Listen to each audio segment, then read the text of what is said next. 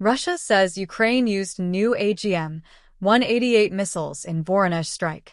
Zone 5 Technologies won the EREM contract in March 2025. By January 2026, the company had conducted a live warhead test at Eglin Air Force Base in Florida, detonating a fully armed Rusty Dagger against a target and meeting all primary test objectives. By April 2026, an F-16D assigned to the 40th Flight Test Squadron at Eglin had carried the missile through captive carry evaluations, fit and function checks, and an airborne release trial over the Gulf of Mexico, during which the weapon demonstrated controlled separation from the aircraft and completed its programmed flight profile. Lieutenant Colonel Brett Tillman, commander of the 780th Test Squadron, described the team's ability to safely test and deliver a critical capability at incredible speed.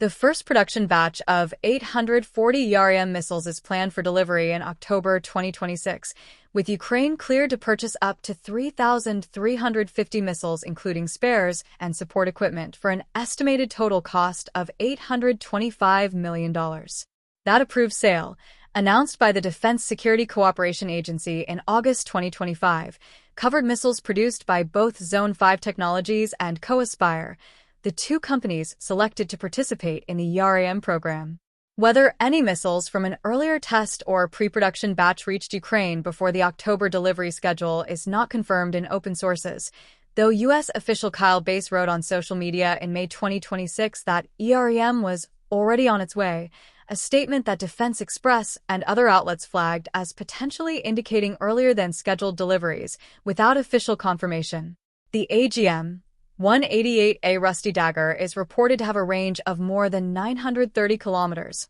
578 miles, more than double the original EREM requirement of 460 kilometers, 286 miles, while reportedly weighing only about 200 kilograms, 441 pounds, including a 45-kilogram, 99-pound warhead. That warhead mass is modest by cruise missile standards, roughly comparable to the warhead carried by a Russian Shahed-136 kamikaze drone, but the missile's precision and standoff range compensate for what its warhead lacks in raw explosive power. A target struck by a weapon that arrives from 930 kilometers away, launched from an F-16 flying well behind the front line, has no practical defense against that combination of range, speed, and accuracy using the air defense systems Russia currently fields in depth. The operational significance of the Rusty Dagger for Ukraine's F-16 fleet is substantial and was the explicit design rationale from the program's inception.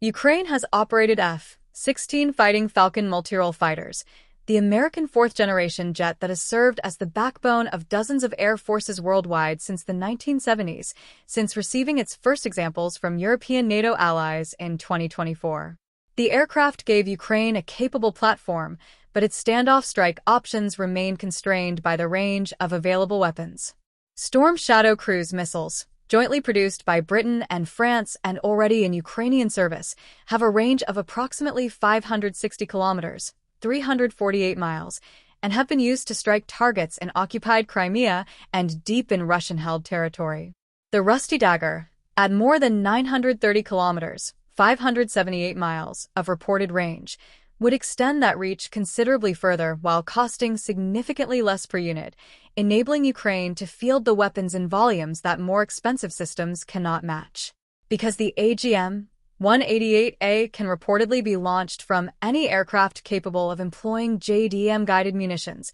a squadron of 12 F-16 Fighting Falcon fighters could theoretically launch as many as 144 EREM cruise missiles in a single sortie, creating a saturation attack capability that Russian air defenses would struggle to absorb. That scale of employment is what the EREM program was built to enable, and it is why the program's primary purpose was publicly described as supporting Ukraine even before a contract had been awarded. Voronezh sits approximately 500 kilometers, 310 miles, from the Ukrainian border, a distance well within the range of multiple weapon systems Ukraine already operates, including Storm Shadow, various drone types, and Ukrainian-produced cruise missiles, such as the Neptune and Flamingo variants. The Sporka semiconductor plant in Voronezh, which Ukraine's main intelligence directorate has documented as a supplier of precision electronic components to the KH, AGM-101 cruise missile, the Iskander-K ballistic missile complex, and the Pantsir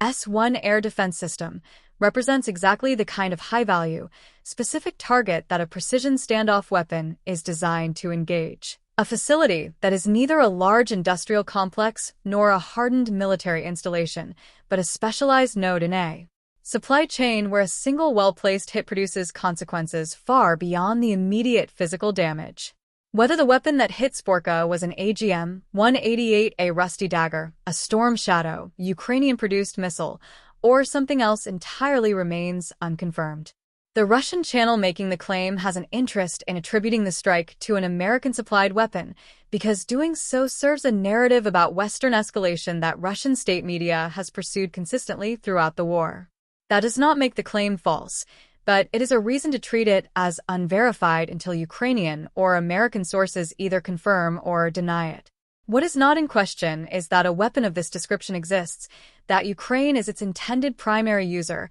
and that the Voronezh plant it allegedly struck was a legitimate military target by any definition of that term.